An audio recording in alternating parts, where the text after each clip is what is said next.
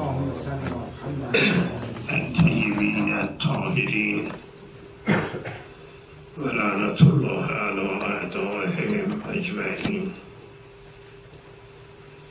بحث ما در اطراف آیه شریفه یا ایها الذین آمنوا کتب علیکم الصیام،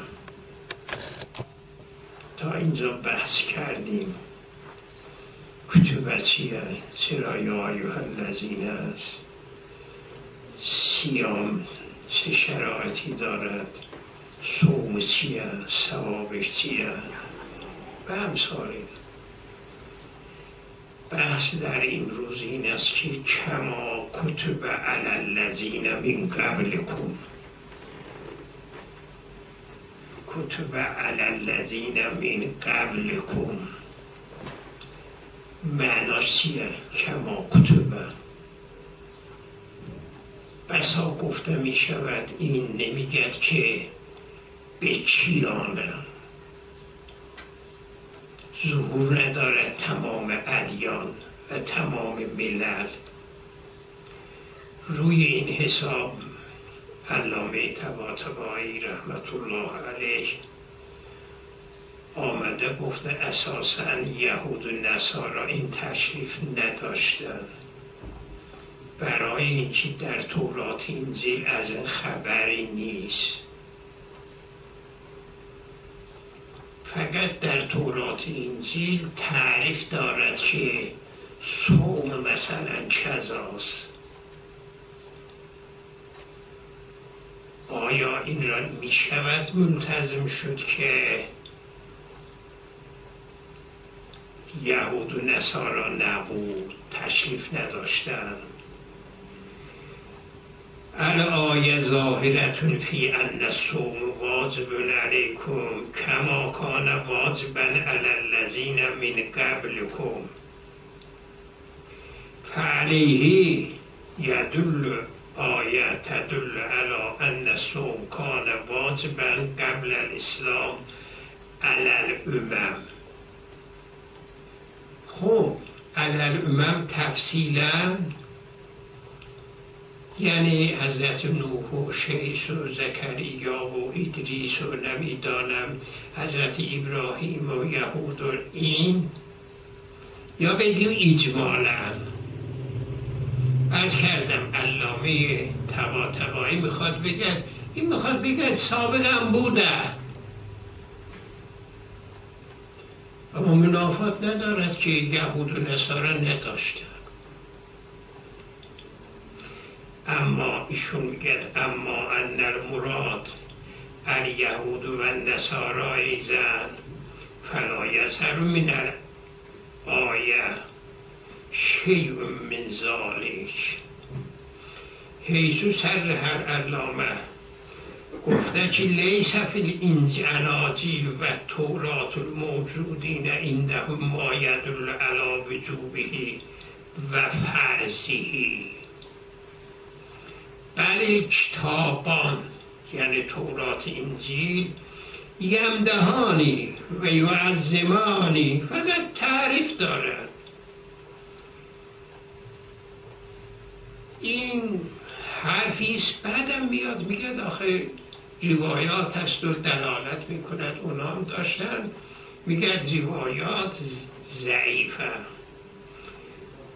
و اینکه من الذین هم اینا یعنی یهود نصارا باشد کما فی روایات ضعیفه. این مدعایشون.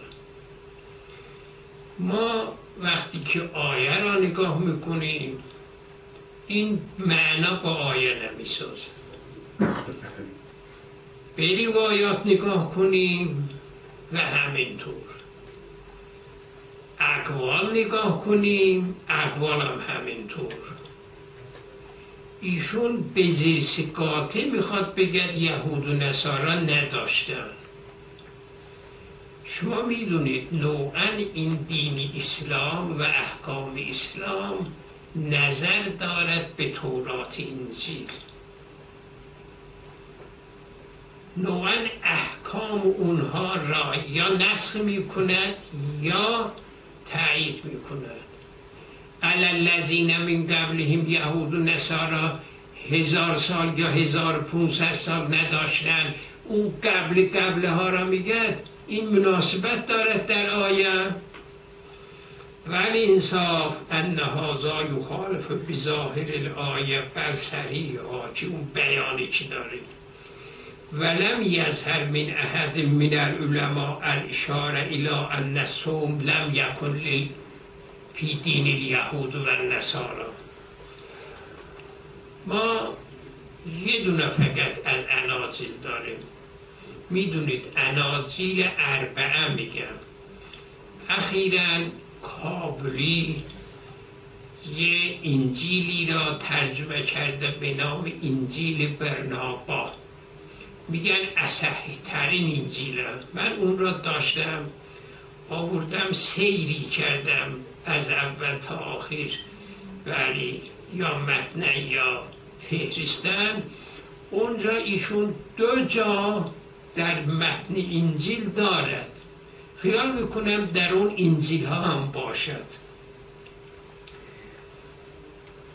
بل فی انجیل برنابا فی فصل معه یه ما یظهر منه وجوب الصوم.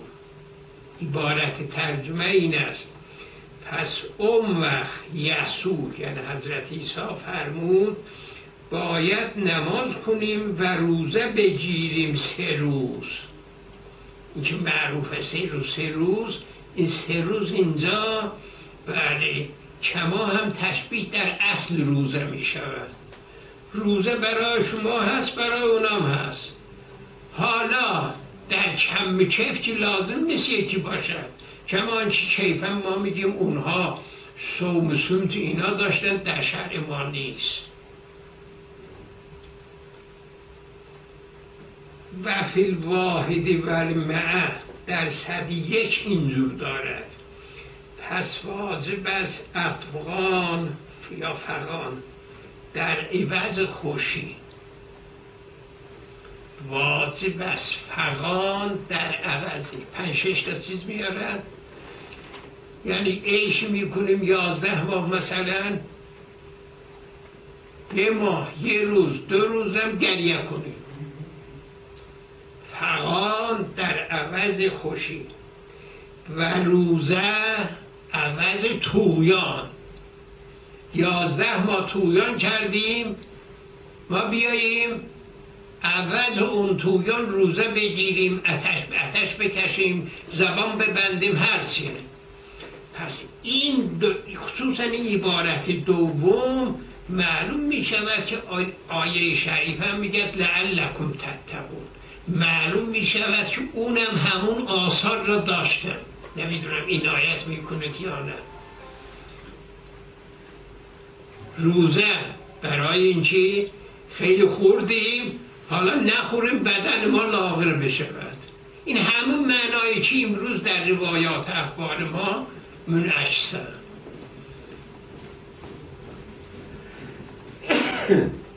و روزه عوض طغیان، یا گناه کردیم یا زیاد خوردیم یا عیش نوش کردیم. این انجیل ایشون که میگه در اناجیل نیست، من نفهمیدم. حالا ما یه انجیل داریم، این انجیل این چنینه. این انجیل که ما دست ماست 2 جا میگه واجبه، پس ایشون میگه نیست، ما او را نمیفهمیم. و اما اینکه ایشون میگه که نیست، در مقابل بزرگانی از قوم مثل طنطاوی، میدونید طنطاوی حدود 100 سال پیش در زمان خودش رئیس الازهر بود. رئیس الازهر اطلاعات وسیع دارد، خصوصا کسانی که طنطاوی را نگاه کنند انگوش را میگزد، اصلا گوگا میکند. ایشون در مخلوقات، در حیوانات، در آفتاب، در زمین، در شمس، در کهکشان اونقدر بحث میکند انسان اعجاب میارد. اینجا هم ایشون میگه که در دین سابق هم بوده، در یهود و نصارا بوده. و علت میارد، میگه نمیشد که اسلام بیاد این بله ادیان سابقه برای انسان بیاد همینطور ول کند احکامی که انسان سازه او را نگوید. یه همچه عبارت من نقل میکنم دارد که ونظر الی ما کتبه الطنطاوی فی تفسیره در مقام ان الله عز وجل ما ترک الامم السابقه و الادیان الباعده بلا تهذیب و تعدیب فاوجب علیهم ان یجتنبوا التوالیه فی الشهوات، غلو کنن قوقا کنن در شهوات، همون کمانچه به ما به اونها هم آمدن. ولی اکثار فی الطعام الا انقال ولقد کتب النصارا صیاما و علی الیهودی صیاما، جلد 1 صفحه 175 اینی عبارتش تقریبا نقل کردم. پس علامه طباطبایی که اینجا این کار میکند که روزه در یهود نصارا نبود، آیه در صدد مقام این نیست که سوره صیام برای امم گذشته همش اجمالا نه، منافات ندارد حضرت ابراهیم قومش بیاد اما یهود و نصارا نیاد. ما گفتیم تصادفاً این تشبیهات و تنظیرات و تمثیلات طرف عنایت یهود و نصارا هستن نوعا و میخواد احکام او را یا زنده بدارد یا نسخ کند. وزید علی ذالک در انجیل برنابا من 2 عبارتی خوندم صریح در این بود که روزه واجب است، میگه پس واجب است، پس باید روزه بگیریم. زید علی ذالک مثل طنطاوی و دیگران این حرف را قبول ندارند. توجه فرمودید. لا یخفی ان ظاهر الآیه ان الصوم کان واجبا علی جل الامم لو لم یکن علی کلهم، جلی مثلا 99%، اما ظاهرا کلم نباشد، بالاخره نمیشد گفت یهود و نصارا نداشتن.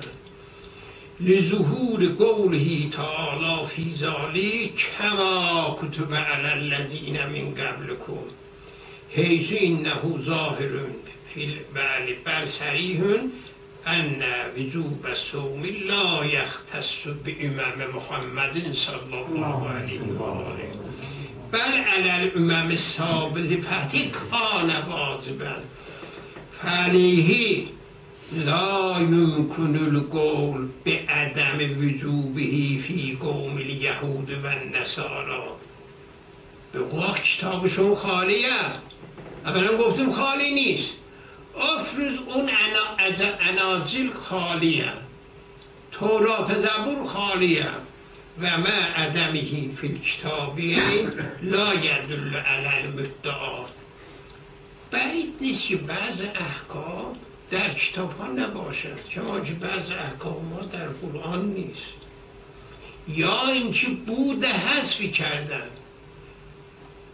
ثابت همه برای همه و برای شما هم شاید روشن باشد این اناجیل تحریف شده است. حتی با ما بحث میکنن که این اناجیل را قرآن میگه که مصدقن، ما میگیم اصل انجیل را، نه انجیل تحریف شده را. اگر فرض کنیم اناجیل 4 روزه در اون نیست، این چه باید گفت؟ گفت تحریف شده قایتش، همش نیاوردن. شبیه این انجیل اونها را من باید یه اشاره بکنم. بعد از آنی که نبی اکرم رحلت فرمود، خلیفه ثانی دستور داد که هیچ کس روایات ننویسد، تحریم کرد.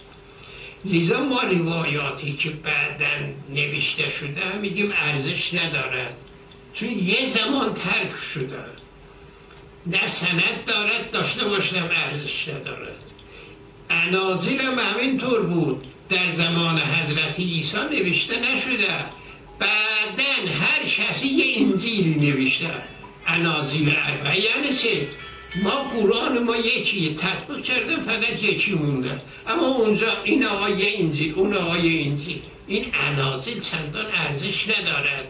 پس فتحصل من تمام ذالک القول بأن وجوب الصوم لم یکن واجبا علی تمام الملل السابقه فیه ما لا یخفی. این واقعا ظاهر آیه بلکه صریحش این است که برای اینها واجب بوده. و فی تبیان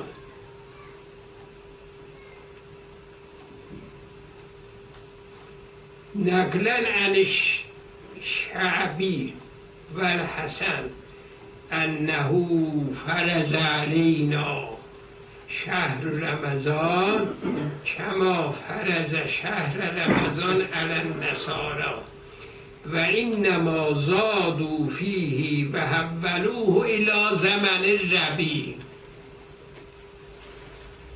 اینا از کلام شیخ در میاد اصلا مسلم روزه در اونا.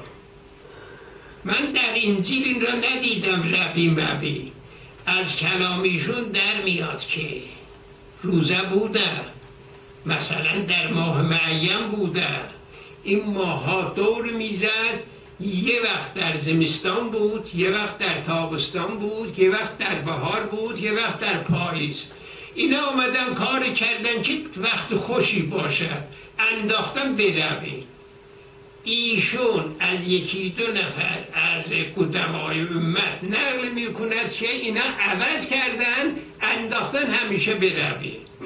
پس این دو بزرگوار، طنطاوی از سنی ها، تبیان از شیعه که مرحوم طوسی، این که انه مسلم هر دو میگیرن روزه بوده. اما چطور بوده؟ اینا میگن بله این یکی عوض میگیره، اون یکی طور دیگه کار نداریم. این اونی که برای ما قبولش خیلی مشکله کلام علامه طباطبایی. حالا مطلب تأکید می شود و اما انه انما کان واجبا علی الانبیاء فقط دون امتهم. این هم به اصل مطلب میخورد هم به بعضی آمدن گفتن که نمیدونم حالا گوشتون خوردن، در بعضی تفاسیر آمدن روزه برای خود انبیا بود. مثلا حضرت زکریا دیروز گفتیم مثلا، اما برای غیر انبیا این تشریف نبود، برای امت نبود. این هم عجیبه که ما کتب علی الذین. حالا و اما احتمال انه کان واجبا علی الانبیاء فقط دون امتهم کما ورد فی بعض روایات و انه وجوبه علی الامه خاص لنبینا و نقل الروایه فی تبیان. تبیان به این مطلب روایتی ما آورده، اما دیگه تعقیب نکرده صحیحه، سقیمه، قبوله، غیر قبوله، این مقدار.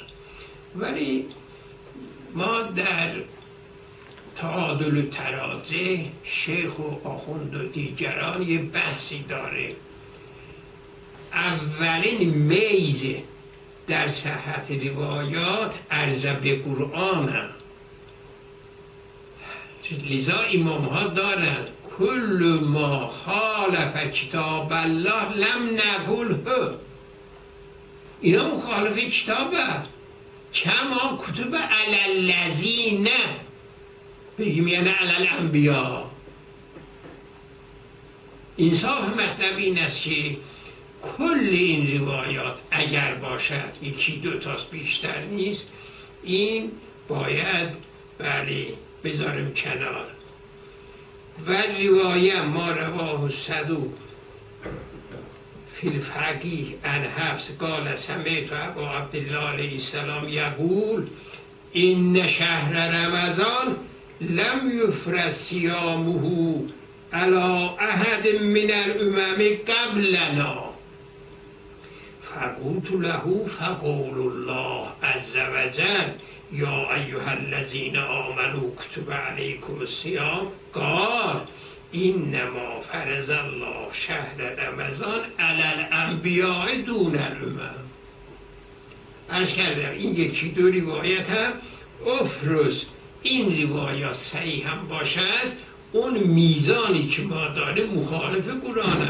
این میگن علی الذین من قبلهم، این علی الذین در توضیح هم گفتیم این در واقع آرامش میدهد به اینها. این شما ناراحت نباشید، گذشته کنن تشریف داشتن و الا به ما میگن یه ماه روزه بگیر ولی دیگران معاف بودن. این علی الذین من قبلهم یعنی چه؟ و من المسلم علی الذین من قبلهم در صدد این است که خیلی سخت نیست و برای شما مخصوص نیست، این احکام سابقه داره، دیگران هم این چنین بودن. لذا این روایات افرض روایات صحیحه باشد ولی مخالف ظاهر کتاب فلا اعتبار بها. اما یه روایتی من برای شما نقل کنم، این روایت خیلی جالبه. این روایت را مرحوم صدوق در فقیه نقل کردن، در علل نقل کردن، در خصال نقل کردن. مرحوم بله در کتاب روایی که به امر آیی بروجردی چاپ شده ظاهرا در جلد 9 هست، اونجا این 4-5 تا سند را آوردن. اینا همش بنی تاگم واحد میگن از زمان حضرت آدم بودن. امر دایر باشد روایتی که موافق آیه است بگیریم یا مخالفه. این است که بله این الجواد قد یکبو ابره دارد مرحوم آقای علامه طباطبایی و یعیده ما فی العلل. ظاهرا امام مثلا به واسطه امام مثلا من نیاوردم اینجا عن علی علیه السلام قال جاء نفر من الیهود، یه عده آمدن از یهود خدمت حضرت پیغمبر الی رسول الله فسأله اعلمهم، رئیسشون آخوندشون اعلمشون از پیغمبر سوال کرد ام مسائل فکان فی ما سأله انقال لأی شیء فرض عز وجل فرض الله عز وجل الصوم علی امتک بالنهار 30 یوما. علتش چیه؟ 1 ماه 30 روز خودش هم روز. این یومن را نظر داشته باشید به عنوان نهار، همون نهارشی یعنی از طلوع فجر تا غروب. و فرض علی الامم سابقه اکثر من ذالک. امم سابقه بیشتر از اینه. این بیشتر یعنی چه؟ بیشتر از حیث عدد یا از حیث روز چیه؟ من اینجا که معطل میشم تا بعد سطر بعد معطل نمانه. این 2 احتماله. ما بگیم که یعنی برای اونا 2 ماه بوده ولی ذیل او را دلالت ندارد. بگیم که روزش زیاد بود، مثلا 24 ساعت بود، شب روز بود، این یه احتمالی هست. یعنی بگیم که مثلا تا نصف شب 24 ساعت 1 بار میخوردم مثلا. حالا ببینید این روایات من این روایت در علل یک غلطی داشت، اون را غلطگیری کردم، مراجعه کردم، فقیه را دیدم اون درست نقل کرده از کتاب‌های دیگر، اما این را دیگر متوجه نشدم زیاد اکثریت چیه. حالا بخوانم ببینید. و فرض علی الامم السابقه اکثر من ذلک. سوال اینه فقال النبی صلی الله علیه و آله این آدم لما اکل من الشجره، از گندم وقتی که خورد، بقی فی بطنه 30 یوما، 30 روز در شکمش موند. این معلوم میشه و 30 روز که نمیموند، اون اثرش به طوری که میگن این چند روز تمام بدن عوض میشه، این که خون شده جزو بدن شده بعد از 30 روز اون کما اینکه در تطهیر بعضی حیوانات، در تحصیب بعضی حیوانات این 30 روز هم خودش یه آثار خاصی دارد در اثر اونا که چیزای اثر گذاشتن اثر هم. اون گندم هم تا 30 روز در بدنش بود. فقال النبی صلی الله علیه وسلم ان آدم لما اکل من الشجره بقی فی بطنه 30 یوما ففرض الله علی نبیه 30 یوما الجوع و العطش. برای او 30 روز گفته شما 30 روزها روز. ففرض علی حضرت آدم را فقال النبی صلی الله علیه و ان آدم لما از شجره بقی فی بطنه 30 یوما ففرض الله علی ذریته، پسرانش، اولادش، خودش 30 یوما الجوع و العطش. خب 30 یوم یکی میشه دیگه، زیادش کجا؟ در شبه، اون زیادش در شبه. یومن میگه اینجا، درسته؟ همون چی اشاره کرده. بس شب نمیخوردن؟ اون رفس هست. زیلش میگه که بله والذی یاکلونه باللیل ففضل من الله عز وجل. چه معنی؟ یعنی وظیفه بود 30 شبانه روز نخورن. خدا شب را برای اونها ذریه آدم اجازه داد. اگر اجازه داد به ما اجازه دادن. فرقش چیه؟ فقط فرقش اینه برای اونا تفضل، برای ما حکمه.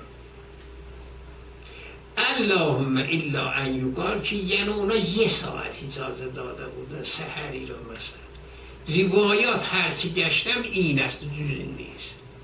اما اجمالا اونی که ما موردی احتیاج ما چیه؟